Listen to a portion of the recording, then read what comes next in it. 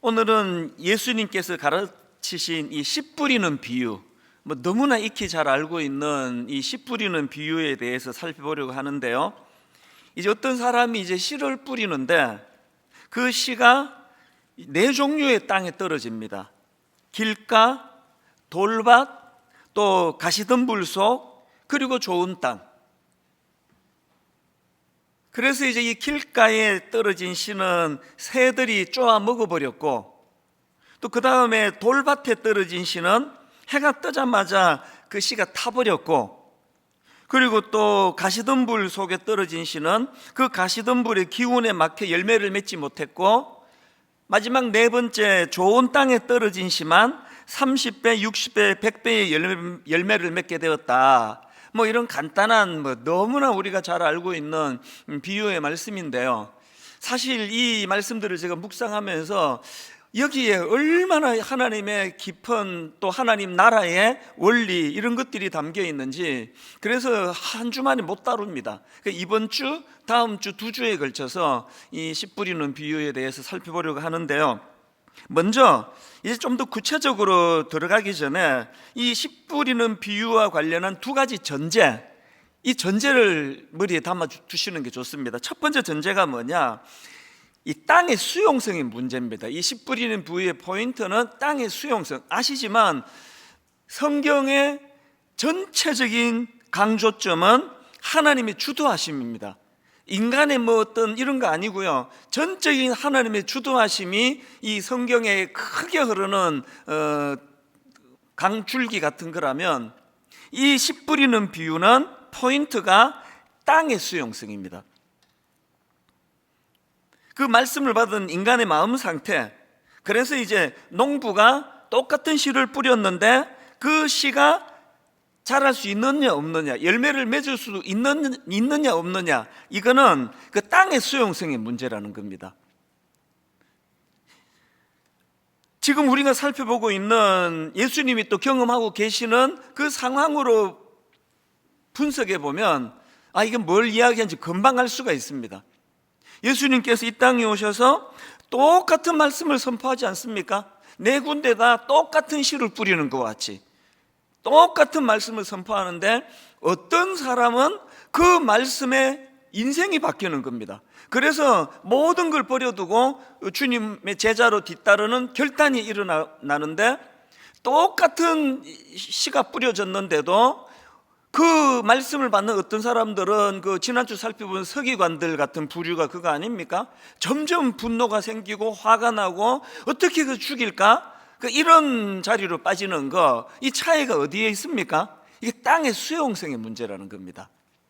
이게 씨 뿌리는 비유에서 이게 첫 번째 우리가 기억해야 될 전제고요. 그런가 하면은 두 번째 전제가 뭐냐? 이 씨앗의 생명력의 문제라는 겁니다. 자, 이게 무슨 말씀인가 하면 본문 8절을 보십시오. 들으는 좋은 땅에 떨어짐에 자라 무성하여 결실하였으니 30배나 60배나 100배가 되었느니라 하시고, 자, 여기 보면은 좋은 땅에 떨어진 씨가 엄청난 열매를 맺습니다.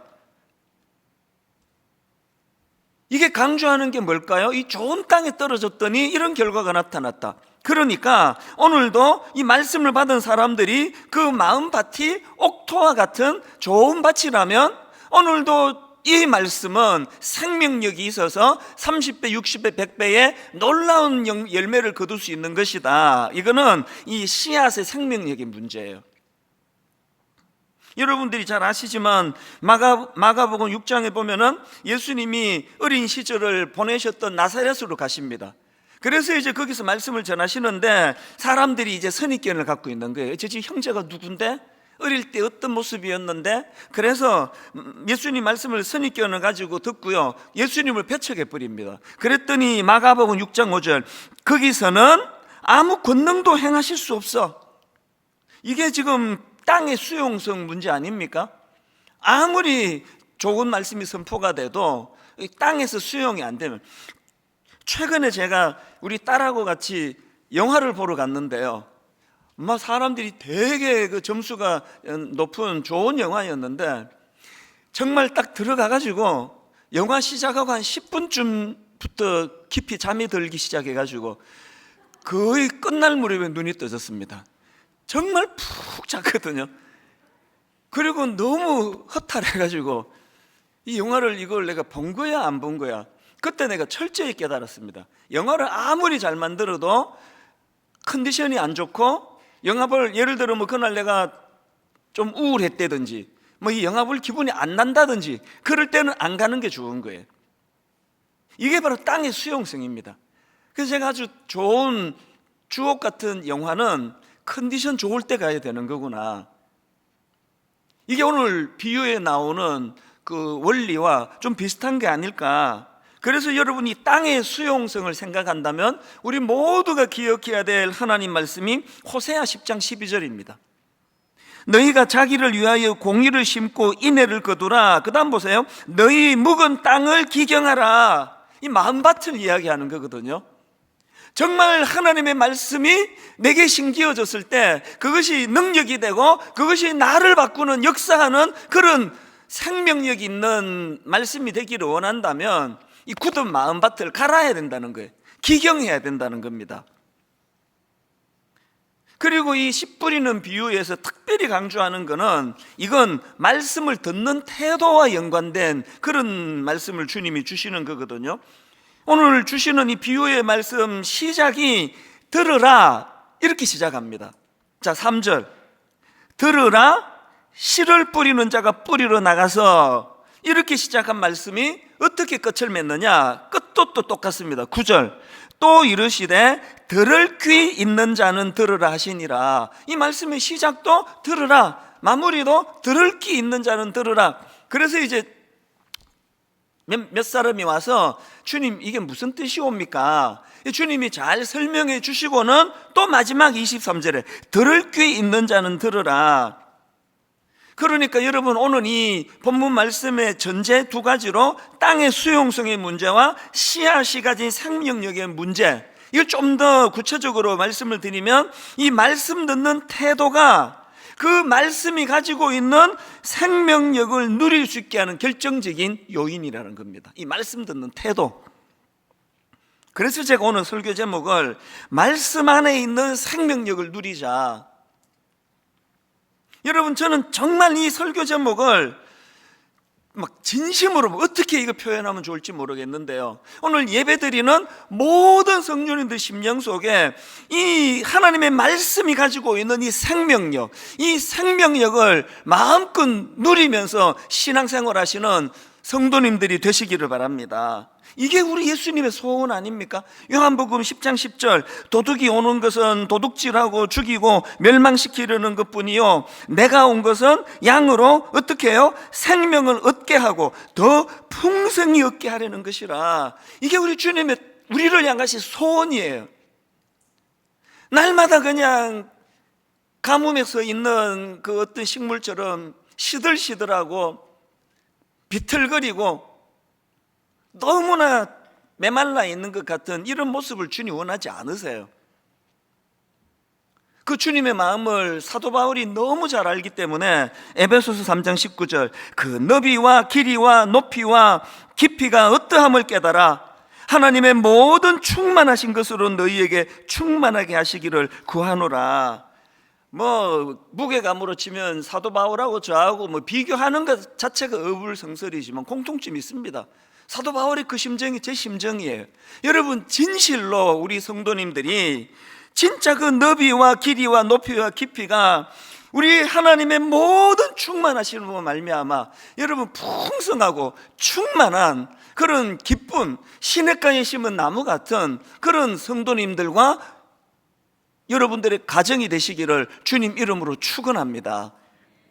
제가 이런 마음의 소원을 가지고 그것이 구현되기 위해서는 이 말씀 안에 있는 생명력, 이 말씀 안에 있는 이 생명력을 누려야 되는데 여러분들이 정말 이 말씀 안에 있는 생명력을 누리시기 위해서 꼭 기억해야 될 두 가지 사실, 정말 이것이 마음에 새겨지고 그래서 말씀 안에 이 생명력을 누리는 성도님이 되시면 좋겠는데요, 첫 번째, 말씀 안에 있는 생명력을 누리시기 위해서는 말씀에 대한 건강한 수용성이 회복돼야 됩니다. 이 건강한 수용성, 계속 제가 지금 강조하는 표현 아니겠습니까?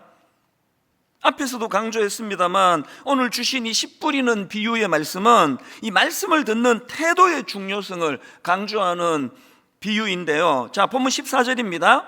뿌리는 자는 뭘 뿌린다 그럽니까? 말씀을 뿌리는 것이라. 또 20절, 좋은 땅에 뿌려졌다는 것은 곧 말씀을 듣고 받아 30배나 60배나 100배의 결실을 하는 자니라. 여기도 말씀을 듣고 그 다음에 받아, 이게 말씀에 대한 건강한 수용성 아닙니까? 말씀을 듣고 그 다음에 받아. 그런가 하면은 오늘 본문 4절을 보십시오. 뿌릴새 들으는 길가에 떨어짐에 새들이 와서 먹어버렸고, 그래서 몇몇 사람들이 찾아가서 주님 이게 무슨 뜻입니까? 그랬더니 주님이 15절에서 설명합니다. 말씀이 길가에 뿌려졌다는 것은 이들을 가리킴이니 곧 말씀을 들었을 때에 사탄이 즉시 와서 그들에게 뿌려진 말씀을 빼앗는 것이요. 저는 이 말씀이 진짜 저를 두렵게 합니다. 오늘 저와 여러분이요, 말씀을 소중히 여기지 않으면 이 길가에 있는 마음밭처럼 굳어진 마음으로 말씀을 수용하지 않으면 이게 여러분 사탄에게 우리 영혼을 내주는 것 같은 무섭고 위험한 일이라는 거예요.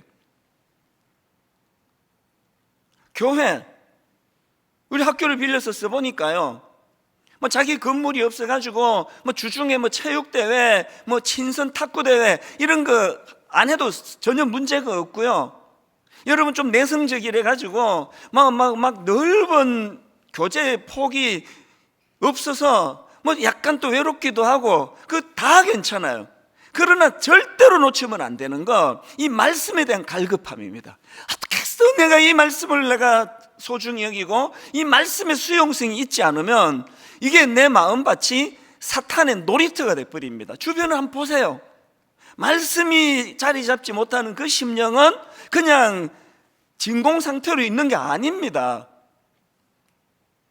그래서 이 말씀이 저를 참 두렵게 하기 때문에 어쨌든 간에 제가 첫 번째 전제로 드렸던 이 땅의 수용성, 어떻게 해서든지 간에 말씀이 내 마음에 자리 잡기를 원합니다. 이런 면에서 저는 히브리서 4장 12절, 하나님의 말씀은 살아있고 활력이 있어. 하나님의 말씀은 살아있고 활력이 있어. 저는 이 표현이요 진짜 너무너무 좋아요. 어떨 때 좀 울적할 때마다, 어떨 때 마음이 좀 가라앉을 때마다 하나님의 말씀은 살아있고 활력이 있어. 좌우에 어떤 날선 어떤 검보다도 예리하여 혼과 영과 관절과 골수를 찔러 쪼개기까지 하며, 제가 이 말씀으로 은혜를 받고 있으니까 하나님께서 이 시청각으로 찬양을 제게 들려주시는 겁니다. 전능하신 나의 주 하나님은 능치 못하실 일 전혀 없네. 우리의 모든 간구도, 우리의 모든 생각도, 우리의 모든 꿈과 모든 소망도 신실하신 나의 주 하나님은 우리의 모든 괴로움 바꿀 수 있네. 불가능한 일 행하시고 죽은 자를 일으키시니 그를 이길 자 아무도 없네. 여러분 기왕 예수 믿는데 이렇게 선포하고 이렇게 노래하면서 하시면 얼마나 좋겠습니까? 예수 그리스도를 내가 영접했는데 그를 이길 자 아무도 없는 능력의 주님이 내 주님이시기 때문에 정말 이 찬양 가사가 여러분의 삶의 고백이 되고 싶으면요, 그 다음 가사를 놓치시면 안 됩니다. 아시잖아요? 주의 말씀 의지하여 깊은 곳에 그물 던져 오늘 그가 놀라운 일을 이루시는 것 보라. 주의 말씀 의지하여 믿음으로 그물 던져 믿는 자에게 능치 못함 없네. 저는 우리 청년들, 청소년들을 너무 사랑하기 때문에 제 노래가 랩 같지 않으세요? 우리 젊은이들이 거부감이 없으면 이런 노래를 들으면 그 끝까지 다 안 부르고 중간에는 가사를 불러드리는 게 여러분을 향한 저의 배려 아닙니까? 주의 말씀 의지하여, 주의 말씀 의지하여. 오늘 여러분 이 말씀이 생명력이 있어 시들시들 죽어가는 그 영혼들을 살려내는 능력이라는 것을 이론이 아니라 삶 속에서 경험하게 되시기를 바랍니다.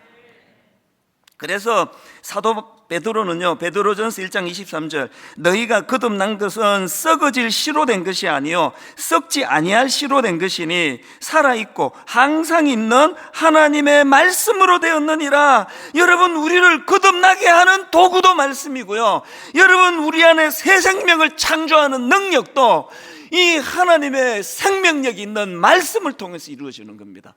이 말씀이 내 안에서 좋은 밭에 뿌려진 이 땅의 수용성, 이것이 저의 심령이 되기를 원합니다. 그래서 저는 저와 여러분들 안에서 늘 하나님이 이 생명력을 누릴 수 있는 그 말씀이 공급이 되는 인생, 그것을 공급해 주는 교회. 이찬수 목사한테 여러분이 밥 한 그릇 사달라 그러기를 하시겠습니까? 저한테 어디 집에 있는 거 신부는 원하시겠습니까? 말씀 아닙니까? 불철주야 담임 목사한테 원하는 거는 말씀, 그 말씀을 잘 전하고, 또 담임 목사뿐만 아니라 모든 교역자들이 다 동원이 돼서 제자 훈련하고 말씀으로 인격을 변화시키고, 이 말씀이, 이게 첫 번째 우리가 생명력을 누리기 위한, 말씀 안에 있는 생명을 누리기 위한 조건이고요. 두 번째 조건이 뭐냐? 말씀을 통한 성장과 열매를 추구해야 되는. 본문 8절을 보십시오. 들어는 좋은 땅에 떨어짐에 자라. 들어는 좋은 땅에 떨어짐에 자라. 무성하여 결실하였으니 30배나 60배나 100배가 되었느니라 하시고, 여러분, 저는 여기 나와 있는 이 자라, 이 한마디가 너무너무 소중합니다. 자라, 자라. 왜 이게 중요합니까? 모든 생명체는 자라게 되어 있거든요. 자라, 무성하여 결실하였으니. 그리고 저는 이 자라라는 이 말씀이 너무 감동이 되는 게, 하나님 나라의 원리가 뭡니까? 완성품으로 주어지는 게 아니에요. 그래서 우리 하나님은요, 거목을 심으시는 이미지상이 아닙니다. 우리 하나님은 씨앗을 심는 분이에요. 그래서 저는 이것과 관련해서 이 하나님의 정책, 하나님 나라를 다스리시는 하나님의 정책 두 가지를 오늘 본문에서 발견하는데요, 첫 번째 하나님은 어떤 하나님입니까? 작고 미천한 씨앗으로 출발하시는 하나님이세요. 이 죄성을 가진 우리 같은 인간은요, 어떤 이미지를 원합니까? 거목을 심는 이미지. 근데 우리 하나님은 씨앗을 심으시는 분이세요. 그래서 여러분 아시지만 성경에서 묘사되는 하나님 나라 이 비유 같은 걸 보면 씨 혹은 씨앗으로 하나님 나라를 설명하는 구절들을 볼 수 있지 않습니까? 그 대표적인 케이스가 마태복음 13장 31절 32절. 또 비유를 들어 이르시되 천국은 마치 사람이 자기 밭에 갖다 심은 겨자씨 하나를 같으니 이는 모든 씨보다 작은 것이로되 자란 후에는 풀보다 커서 나무가 되며. 이게 오늘 본문 8절에 자라 무성하여 결실하였나니 똑같은 내용 아닙니까?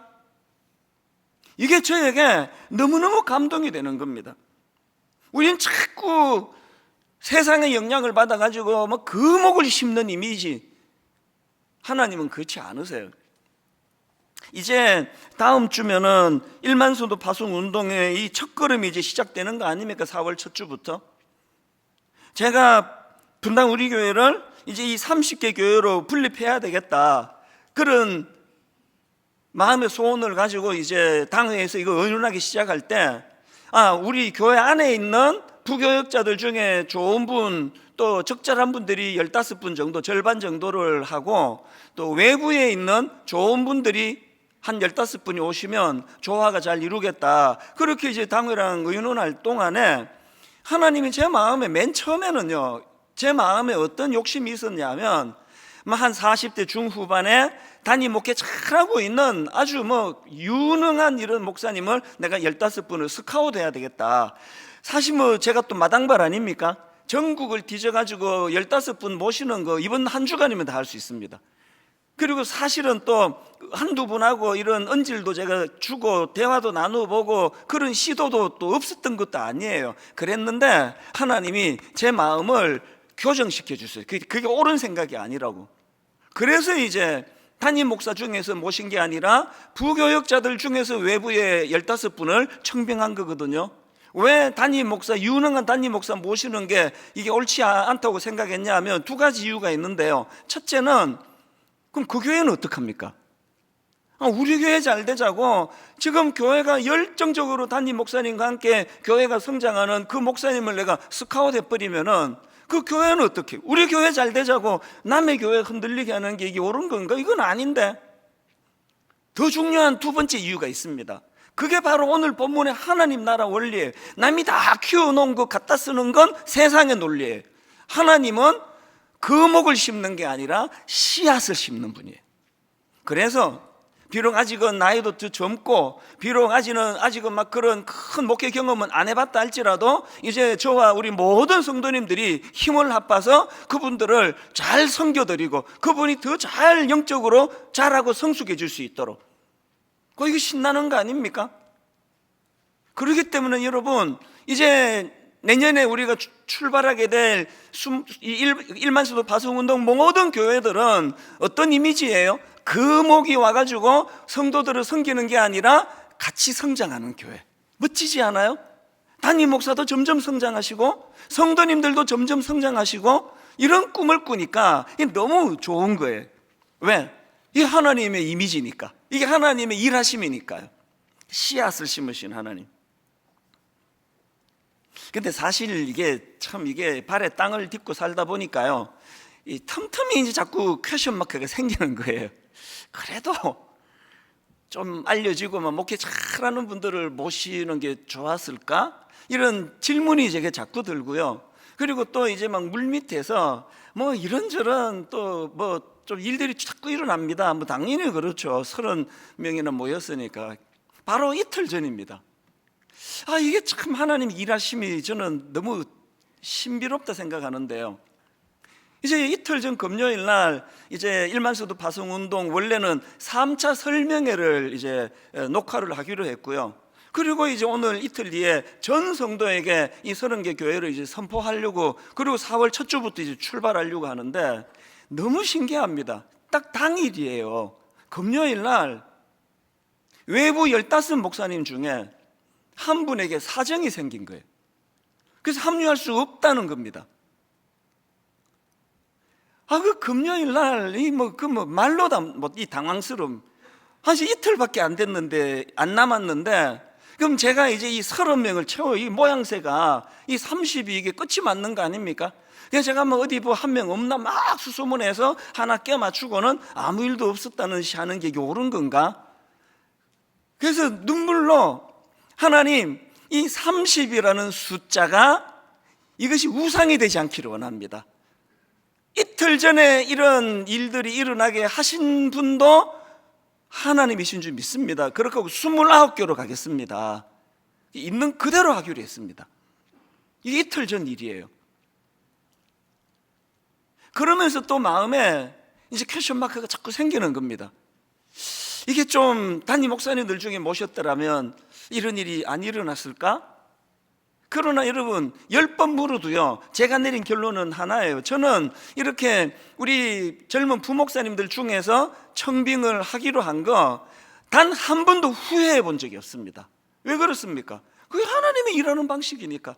남이 다 키워놓은 거 갖다 쓰는 것보다 우리가 정말 정성을 다해 함께 기도하면서 그 목사님들이 세워져 가도록, 이 30 목사님들, 29 목사님 하나같이 다 너무 순수하세요. 그리고 잠재력이 제 눈에는 보이거든요. 4월 첫 주서부터 여러분 이제 경험하게 될 이 교구 목사님들, 주님 이름으로 같이 기도하면서 같이 성장해야 되겠다, 이런 꿈을 꾸시는 성도님들이 되시기를 바랍니다. 그런가 하면은 두 번째로요, 하나님의 일하심을 보니까 하나님은 비효율적으로 일하시는 분입니다. 제가 이 비효율적이라는 표현을 쓰고는 궁금해가지고 국어 사전을 찾아봤습니다. 이렇게 설명하더라고요. 비효율적, 들인 노력에 비하여 얻은 결과가 만족스럽지 못한 것, 이게 비효율이래요. 이게 이제 물론 이게 상징적으로 산술적으로 드리는 말씀이지만, 지금 여러분 그 농부 되시는 주님께서 길가에와 돌밭과 가시덤불과 좋은 땅, 그래가지고 결실 맺은 건, 이건 그냥 단순한 기계적으로 제가 하는 이야기지만 25%밖에 안 돼요. 이게 아까 말씀드린 드린 노력에 비하여 얻은 결과가 만족스럽지 않은 거 아닙니까? 하나님은요, 비효율적으로 일하시는 분이세요. 영혼에게 무게가 있기 때문에. 지난 주 사실은 제가 이걸 깨닫고 길 가다가 막 울었어요. 길 가다가. 지난 한 주는요, 이제 일만서도 파송 운동을 이제 코앞에 두고 있으니까 이제 막 자꾸 걱정이 자꾸 찾아오고, 이제 부정적으로는 또 그런가 하면은 또 하나님 일하심에 대한 막 기대감이 또 막 저를 막 마음을 또 동요를 시키고 그래가지고요, 이게 없던 불면증이 왔어요. 내 평생에 불면증이라는 건 없다고 자랑했더니 요 입이 문제예요. 이게 진짜 괴롭더라고요. 제 아내도 되게 힘들었습니다. 잠이 안 오니까, 이게 이제 모든 필름이 끄고 불 꺼지고 이래야 이 잠이 오는데 계속 가슴이 뛰고 이러니까 잠이 안 오는데, 내일 또 막 스케줄을 보면은 이게 막 엄청 쉬지도 못하고 강행군인데, 그래서 이제 서재에 있다가 이래 갖고는 안 되겠다, 강제로도 자야 되겠다, 그래서 이미 잠들어 계시는 그 귀하신 분을 깨우게 될까봐 조심조심 그 불 꺼진 데 더덩거리면서 들어가서 겨우 누웠는데, 정신이 말똥말똥해지니까 답답해 죽겠더라고요. 한 15분 있다가 막 도저히 못 참겠다 그래 또 조심조심 또 나와가지고 또 서재에 앉아 있다가 1시간 지나가지고 내일 이래갖고는 안 되는데, 그래가지고 또 들어갔다가 나왔다가 아침에 보니까 다 알고 있더라고요. 막 이런 괴로운 밤을 보내고 있던 지난주 어느 아침인데요, 몸은 좀 피곤하고, 그래서 이제 이게 좀 걸어야 되겠다. 그래서 출근하면서 일찍 나서가지고 삐 둘러서 이제 그렇게 걸어가다가 이 말씀을 묵상하다가 길 가다가 이 한 군데서 제가 눈물이 나기 시작했어요. 그리고는 그날 오전 내내 괜찮았다가 또 울컥하고, 괜찮았다가 또 눈물이 나고. 어느 지점인지 아십니까? 하나님의 이 비효율 때문에 돌짝밭에도 던져지고, 하나님의 이 비효율 때문에 가시밭에도 던져지는 이런 일들을 하셨기 때문에 20대 초반 나 같은 돌짝밭 같은 이 강팍한 내 심령에도 하나님의 말씀이 떨어진 거 아닙니까? 그래서 제가 이걸 깨달으니까 저를 구원해 주시기 위한 하나님의 비효율, 하나님의 효율이 떨어지는 그 일이 이게 은혜였구나. 그러면서 이 길은 계속하고 있는데 머리에 막 돌아가는 생각이 뭐냐 하니까, 제가 왜 눈물을 흘렸느냐, 오늘 본문에서 우리 주님이 가지신 이미지는 씨 뿌리는 분의 이미지예요. 농부의 이미지예요. 그런가 하면 또 한 가지 제가 깨달았는데요, 오늘 본문에서 우리 주님의 이미지는 그 돌밭을 옥토로 바꾸어 주시는, 돌밭을 좋은 밭으로 바꾸어 주시는 역할을 하는 이미지가 떠올려지니까 십자가가 딱 나오는 거예요. 주님의 십자가는요, 그 비효율적인 돌밭에 떨어진 그 씨를 건져내기 위하여 사용하신 도구가 십자가더라고요. 이 은혜를 받았던 내가 더 효율적인 부목사를 모집해야 되겠다, 더 효율적인 장로를 만나야 되겠다. 효율, 그게 제자의 모습이 아닙니다. 여러분, 다시 말씀드립니다. 하나님의 나라는요, 효율적으로 잘나고 똑똑하고 마음밭이 부드러워 말씀만 던지면 수용하는 이런 사람들만을 모아놓은 것이 아니에요. 너무 고집덩어리고 도대체 하나님 말씀을 알아들어 먹지를 못하는 젊은 시절에 저 같은 사람에게도 하나님의 비효율이, 일만 성도 파송운동이 선포가 되고 이제 오늘 오후 예배가 끝나면은 29개 교구 지역과 담당 목사님들의 명단이 이제 다 오픈이 될 것입니다. 이분들이 제비뽑기로 그렇게 지역을 결정했는데, 그 당시 30명의 목사님들이 정말 지역 하나하나를 놓고 얼마나 노심초사하며 마음 졸이며 기도하며 정했는지 모릅니다. 몇 가지 원칙을 갖고 하자 우리가. 그래서 우리 이게 첫 번째 원칙 중에 제일 강한 원칙이 큰 교회가 갈라먹기 하듯이 500, 500, 500, 500 그렇게 나눠먹기 하듯이 이거 절대 안 된다. 비슷한 원리가 두 번째 원리인데요, 성도님들이 계시는 그 자리로 찾아가자. 이거는 효율로는 어렵습니다.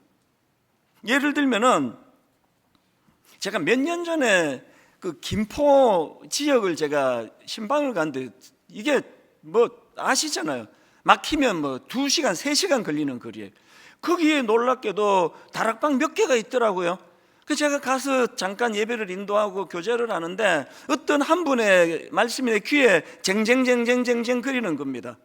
목사님, 교회가 너무 멀어요. 이쪽 지역에도 분리 개척 좀 하나 세워주세요.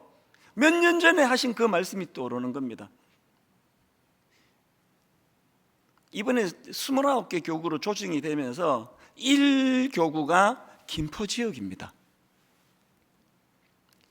제비뽑기 해가지고 그 먼 김포 지역 모든 활동을 여기서 한 우리 교회 출신의 목사님이거든요. 너무 제가 은혜를 받습니다. 그 먼 김포 지역, 요 뭐 가까운 지역에 배정을 받으면 성도 숫자가 당연히 많죠. 근데 이게 뭐 말도 안 되는, 비교가 되는 적은 숫자로 김포 지역을 배정받은 그 목사님이 참 지난 금요일날 저한테 그런 고백을 하더라고요. 이런저런 생각이 겹치지 않은 건 아니지만 근데 그 지역에 하나님 주시는 소망이 생긴다고. 이게 비효율이에요. 하나님 나라의 비효율. 그런가 하면은 마지막 세 번째로, 이거 가장 중요하다 생각합니다. 이제 지역으로는 우리가 범위를 정했지만 이제 2학기 들어가면은 이제 장소 정해야 될 거 아닙니까? 어느 지역에 주소 나와야 될 거 아닙니까? 우리가 같이 기도하면서 결의하고 싶은 게 그거고 결의하고 있습니다. 이제 그 지역의 작은 교회들, 우리가 들어가게 될 그 이웃의 미자리 교회들에게 하나님의 이름으로 그들을 섬길 수 있고 같이 협력할 수 있고, 이런 방안이 나오기 전에는 우리 들어가지 말자, 이거 발표하지 말자. 물론 우리의 각오를 말하는 거죠. 왜? 하나님 나라는 어느 지역 가서 어떤 교회가 성도들을 다 그냥 쓸어 담는 이런 세상의 논리가 아니라 함께 성장하고 함께 씨가 자라고, 그런 일들이 이제 구현이 되리라고 저는 믿습니다. 그래서 저는 말씀을 이렇게 마무리하기를 원합니다. 이제 우리 성도님들은요, 이 분립개척 교회로 내가 가야 되나? 안 가야 되나? 지금 고민하지 마세요. 지금 결정하시는 게 아니고요, 올 연말에 하시면 됩니다. 그리고 안 가시면 되고요, 동네 작은 교회로 가셔도 되고요. 지금은 누리실 때예요. 29 우리 젊은 목사님들을 보면서 참 좋은 밭에 던져진, 그래서 함께 성장해 나가고 갈수록 더 풍성한 은혜가 세워져 가고, 이런 꿈을 같이 꾸시면서 29교회로 분립하는 이 일이 저나 모든 성도님들을 괴롭게 하는 일이 아니라 이게 하나님의 신비로운 하나님의 방법, 그래서 예상하지 못했던 기쁨이 일어나서 점점 갈수록 새들이 깃들고 거기에 지친 자들이 찾아오는 그런 아름다운 29개 교회, 또 분당 우리 교회, 그리고 이 땅의 모든 교회들이 되기를 주님 이름으로 축원합니다. 오늘 이 말씀을 기억하시면서 우리 471번입니다. 전능하신 나의 주 하나님은 능치 못하실 일 전혀 없네. 우리 가사를 생각하시면서 주의 말씀을 의지하여, 주의 말씀을 의지하여 믿는 자에게 능치 못함 없네. 우리 가사를 생각하시면서 함께 찬양하기 원합니다. 전능하신 나의 주 하나님은 능치 못하실 일 전혀 없네.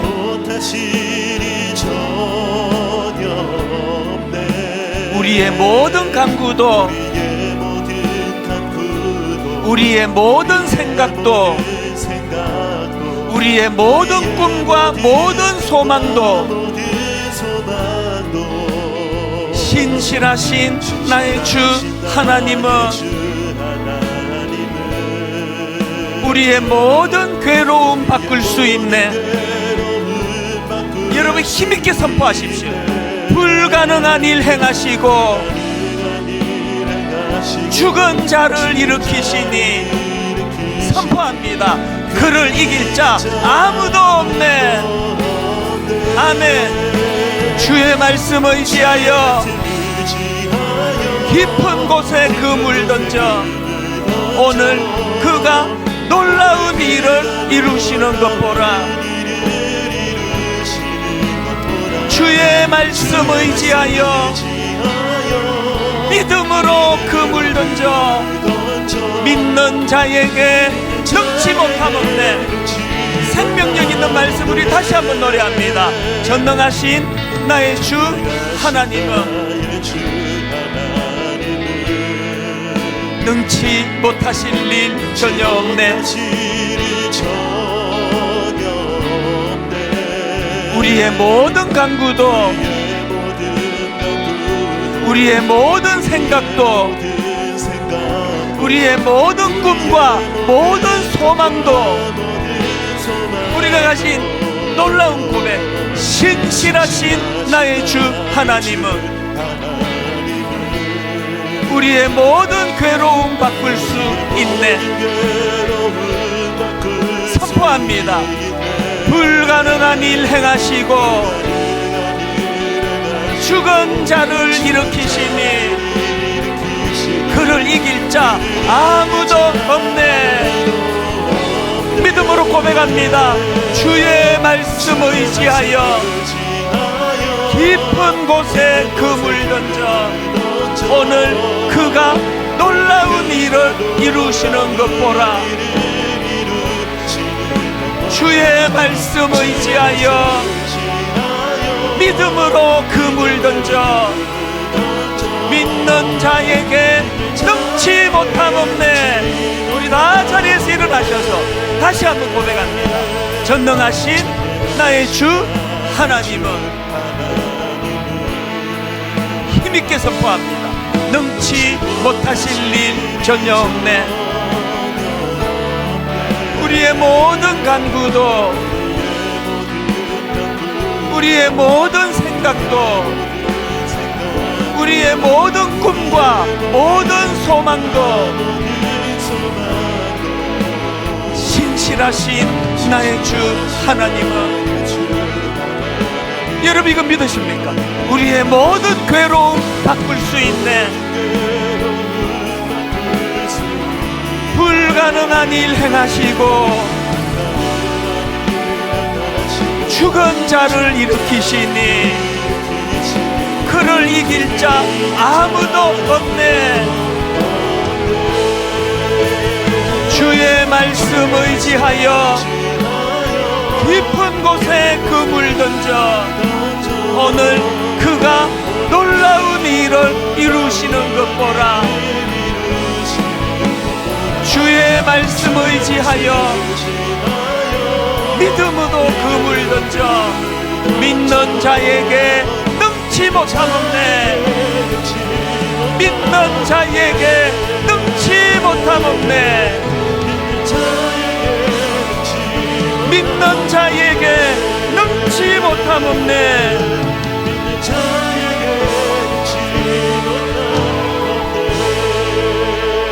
여러분 이 말씀의 씨앗, 이 말씀의 능력을 믿는다면 무엇보다도 하나님께 회개의 기도 드려야 돼요.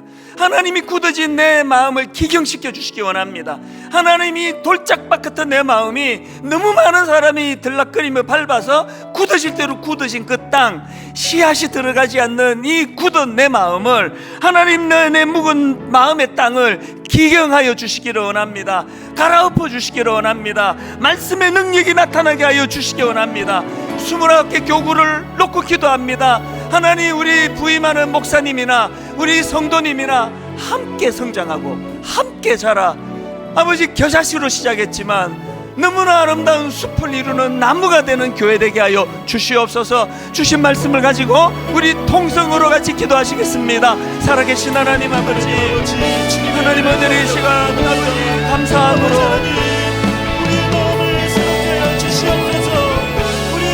초라하기 짝이 없는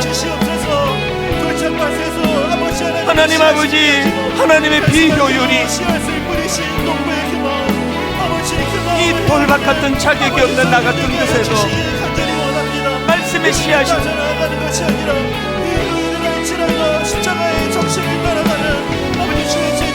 하나님 아버지,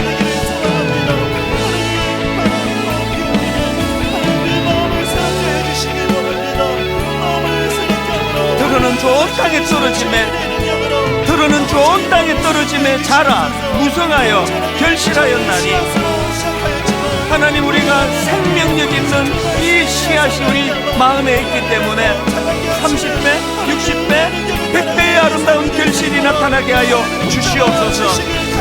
하나님, 하나님의 신실한 말씀 선포가 우리 심령 속에 아버지 받아들이게 하여 주시옵소서. 옥토되게 하여 주시옵소서. 좋은 땅 되게 하여 주시옵소서. 하나님, 4월부터 시작되는 29개 교구 안에 온전한 씨앗이 심어지는 능력이 나타나게 하여 주시옵소서. 너희가 자기를 위하여 공의를 심고 인애를 거두라. 너희 묵은 땅을 기경하라. 너희 묵은 땅을 기경하라. 지금이 곧 여호와를 찾을 때니, 지금이 곧 여호와를 찾을 때니 마침내 여호와께서 오사 공의를 빛처럼 너희에게 내리시리라. 하나님, 굳어질 대로 굳어져 있는 우리들의 심령입니다. 하나님, 오늘도 이 씨앗의 생명력을 바라보며 살아가기를 원합니다. 하나님, 오늘도 이 씨앗의 능력이 있고 씨앗의 생명이 있어 마음의 밭이 부드러워 그것을 거절하고 거부하지만 않는다면 시들시들해진 우리의 영혼도 단번에 소생되고 단번에 살아나고 단번에 회복될 줄 믿습니다.